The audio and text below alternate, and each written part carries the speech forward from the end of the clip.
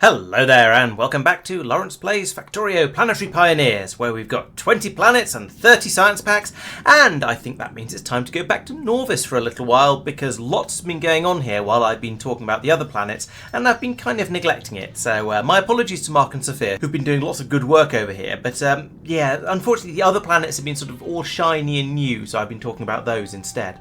So we'll start from the beginning, talk about things that have been done in roughly the order they happened, and then work our way out further and further into the newer stuff where things have been going a little bit different recently.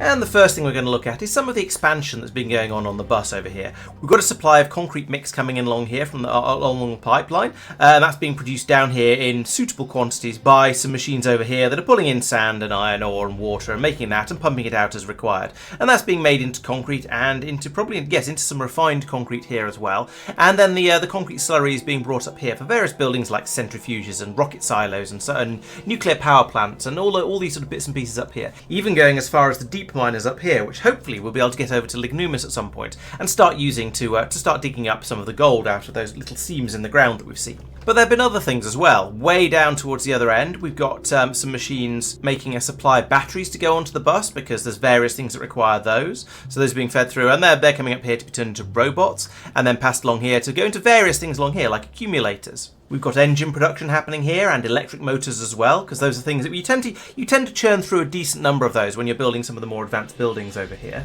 And Tristan's also put all the miscellaneous bits and pieces that are required for train systems on the bus. Where are they? Here they are down here. So we've got locomotives and signals and so on. All of this being made over here to allow us to expand out rapidly and build up the train system that we've been dreaming of all this time. Lumber mills are being produced as well, and agricultural towers and nuclear power, defender capsules, laser turrets and solar panels, accumulators, as I said. It's all being built up over here, so we've got good supplies of all these sort of things. And that was thanks to Sophia. Mark has put in module building, so we've got the efficiency modules, we've got the quality modules, productivity, speed, and overclock modules all being made along here. And the overclock modules are clearly the exciting ones, because we've got twice as many machines making those.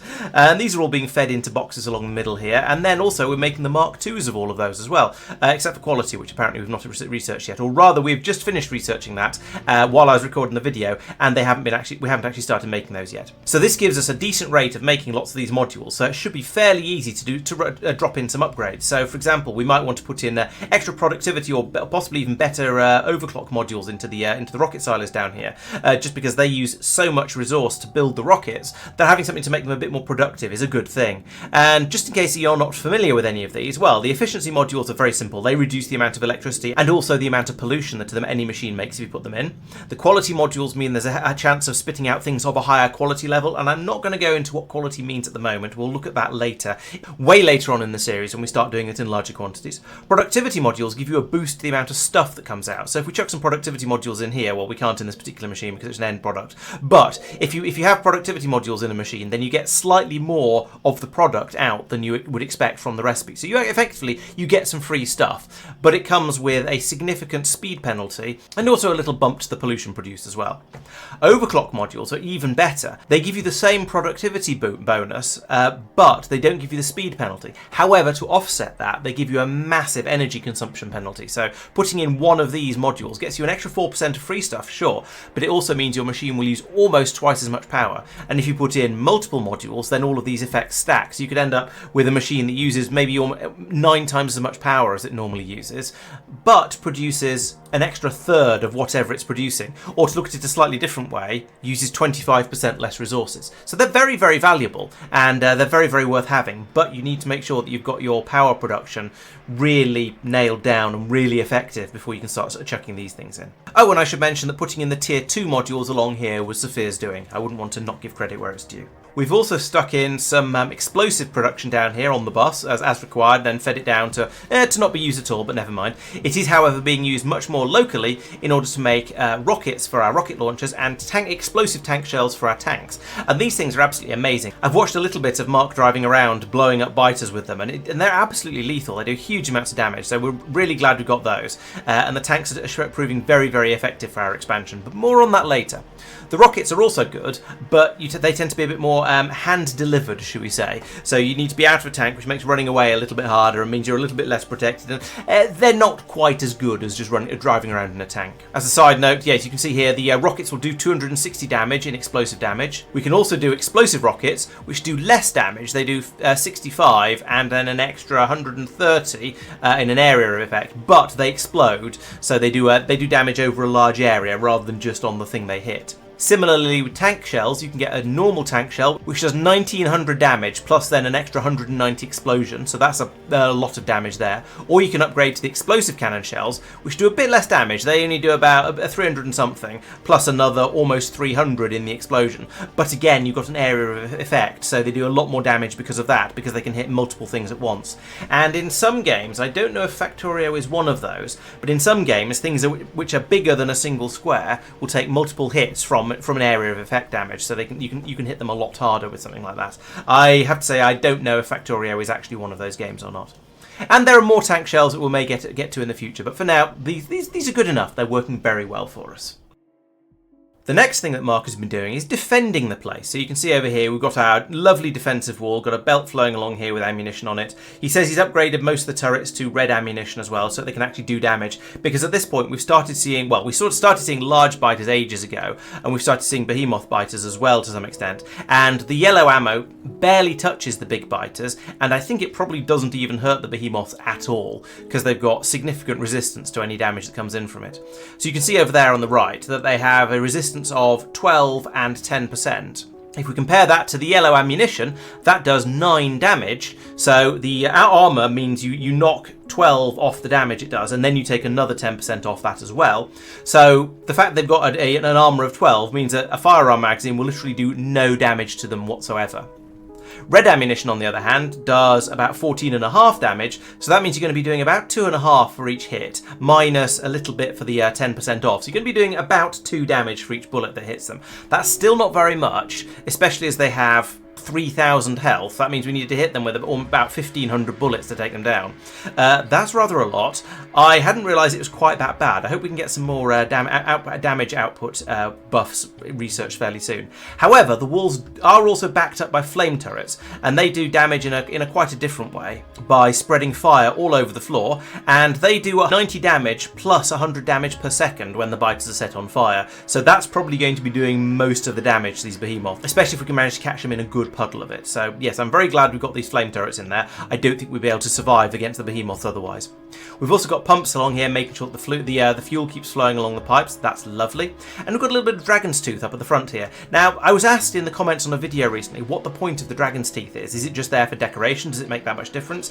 And I have to admit, I'm not certain, but I believe the advantage of these dragon's teeth is that when the biters come charging in to attack, they get a bit sort of confused by these things, and they slow down as they try and sort of wind their way through them.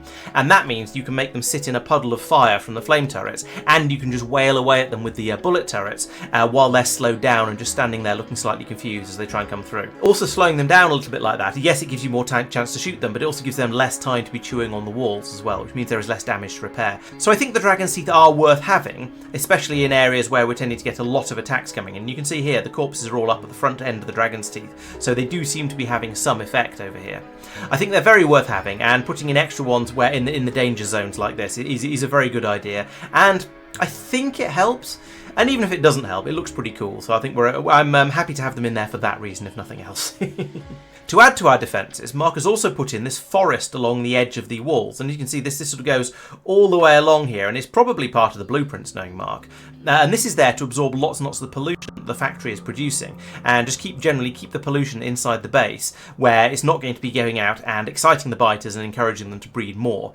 So I think having this here is going to help quite a lot, although there are places where it's struggling. So up here, for example, we have a big coal-fired power station, and all the trees that have been put in around here are, well, let's just say they're not looking at their healthiest. They should look more like this, but no, they've taken on quite a lot of damage from the pollution that's being pumped out by the power station. So that's not ideal, but at least they are doing their job there. They are reducing the amount of pollution that's leaking out of the factory. And if I zoom out and turn on the pollution view, well, you can see that they're certainly helping. There's a lot less pollution making it out. There's a definite line across here where the trees are. However, they're not managing to absorb it all. It is still getting out here and getting absorbed by the biters, which means it's being turned into more biters, which is not ideal, but it's kind of inevitable. Maybe at some point we'll go out and try and defend our pollution bubble, but at the moment that's a little bit beyond our capabilities. We're having enough trouble expanding as we're trying to at the moment. In order to keep us safe from these from the biters, Mark says he's increased the turret density on the south side and over in the east as well, because that's where the attacks were coming in. I think we might have pushed. Yeah, that's probably maybe that was this. There was a wall along here before perhaps, and so that's been pushed out to over here, and now so things are a little bit safer. I noticed we're using crude oil over here for the flamethrowers rather than light oil, which means we don't get a fluid damage modifier, but it's only 10%, so it's probably not the end of the world. However, this is a more expensive way, especially when we don't have an enormous amount of oil. That said, this is out beyond the pollution area, so we're probably not going to be getting a lot of attacks coming in here. So it probably doesn't matter, it's just a little bit of a waste. I'll come back to the expansions in a bit, but we've done further expansions to our power generation. In fact, this one was done by me absolutely ages ago. It shows you just how far back I'm going with these videos. And there's an additional one up here, which is, well, basically, there's a coal patch here, there's water here, so this seemed like the ideal place to drop in another power plant. And this is the one we were looking at earlier with all the trees around it. So this is generating a good, healthy amount of power for us. And from this, we're making 184 megawatts of power. That's not bad. We're also getting a bit from the solar as well, of course, and a little bit out of accumulators from time to time. But yeah, getting the 184 megawatts from steam power is, well, it's doing pretty well. But on the other hand, it is burning through an enormous amount of coal and also producing an enormous amount of pollution. So that's not ideal. However, we are now in the process of switching over towards nuclear, which started off with, I think, probably this uranium mine here, which has now been upgraded to work on the train system, which is lovely. So we're digging up the uranium here, and of course we're then bringing it over to a uranium processing facility where the ore comes in, is dumped through centrifuges to turn it into bright and dull, and then that's being sorted and coverexed in order to get us more of the bright out, because you know that's what you tend to need more of, at least more than you get of, and that's then being fed out to a couple of stations over here. So we've got loads of uranium available of both types that can be shipped off, and we'll touch on that in a bit as well. There's been lots of further expansion. Mike says he's expanded the coal supply by making new mines and new feeds. Mark says he's done another coal supply expansion. Mike has done more uranium expansion, and Mark says he's defended the pollution cloud to the north, but it's clearly expanded a little bit further since he did that. So yes, once again, my notes are somewhat out of date because, as I said earlier, I've been neglecting Nauvis a little bit. Sorry about that. However, looking at this looks like we're going to get some fantastic bottlenecks at some point. I mean, that's a good one there.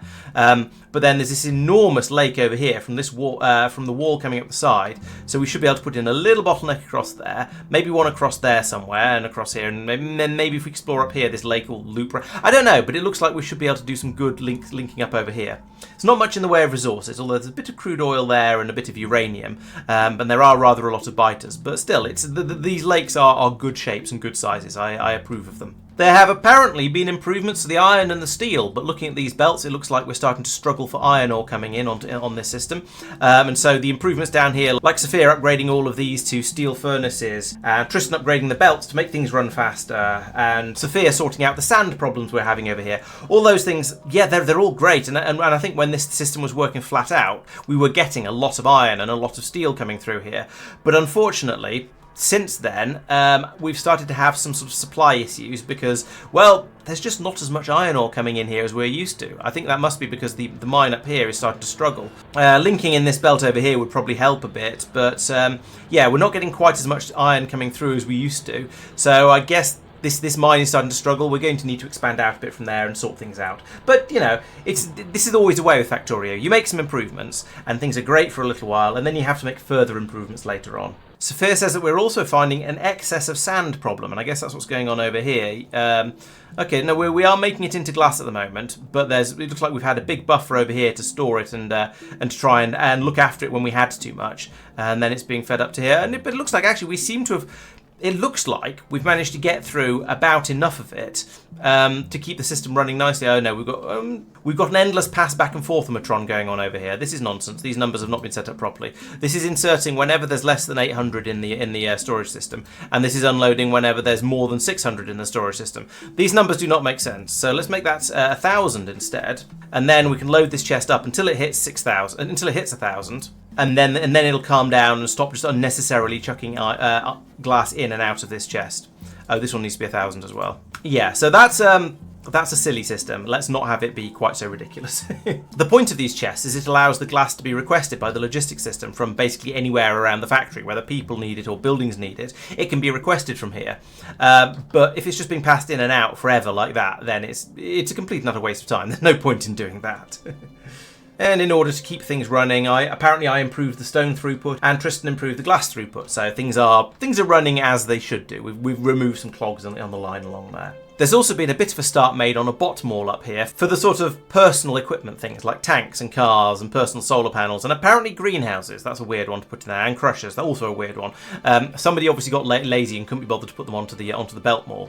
But then we've got things like exoskeletons, personal laser defenses. I think that's a discharge defense, personal generators, shields and batteries. All of these things are now being made over here, so it makes it a bit easier to grab them. And I noticed that somebody's put quality modules into all of these buildings, so presumably that means, yes, there we go, there's a quality 2 rocket launcher in there, and that is it. That is the only quality thing that's been made and not snaffled, at least so far. I imagine that any other quality stuff that's been made will have been taken by people who are going off and doing the combat, shall we say. And on that vague hint of violence, I think this would be a good time to stop the video. Thank you very much for watching. We'll be back next Monday for some more Factorio Planetary Pioneers shenanigans, going out and trying to get some more science packs, more planets, more of all that good stuff. I'll also be back on Wednesday for another stream playing some more Foundry, which is the Factorio in a 3D Minecraft style world where I can dig tunnels and build bridges and all that sort of stuff that you just can't really do in Factorio, and no, the underground belts don't really count. There will be videos coming out every Thursday and Friday on the channel, as I'm sure you're used to by now, so please make sure you're subscribed and so you don't miss out on any of those. Thank you very much for watching, and I'll see you next time. Bye bye.